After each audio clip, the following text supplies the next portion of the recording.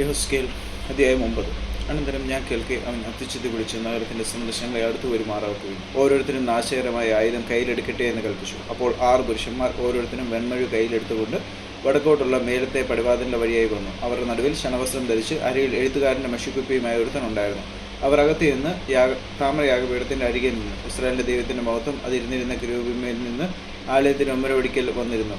പിന്നെ അവൻ ശണവസ്ത്രം ധരിച്ച് അരയിൽ എഴുത്തുകാരൻ്റെ മഷിക്കുപ്പിയുമായി നിന്നിരുന്ന പുരുഷനെ വിളിച്ചു. അവനോട്, യഹോവ, നീ നഗരത്തിൻ്റെ നടുവിൽ യെരൂശലേമിൻ്റെ നടുവിൽ കൂടി ചെന്ന് അതിൽ നടക്കുന്ന സകല ദേശങ്ങളും നിമിത്തം നെടുവേർപ്പെട്ട് കരയുന്ന പുരുഷന്മാരുടെ നെറ്റുകളിൽ ഒരടയാളം ഇടുക എന്ന് കൽപ്പിച്ചു. മറ്റവരോട് ഞാൻ കേൾക്കെ അവൻ, നിങ്ങൾ അവൻ്റെ പിന്നാലെ നഗരത്തിൽ കൂടി ചെന്ന് വെട്ടുവിൻ. നിങ്ങളുടെ കണ്ണിന് ആദരവ് തോന്നരുത്, നിങ്ങൾ കരുണ കാണിക്കുകയും അരുത്.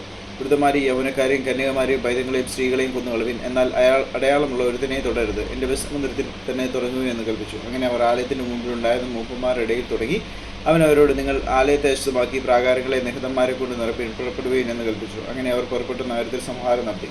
അവരെ കൊന്നുകളഞ്ഞ ശേഷം ഞാൻ മാത്രം ശേഷിച്ചു. ഞാൻ കവിണ്ണു വീണു.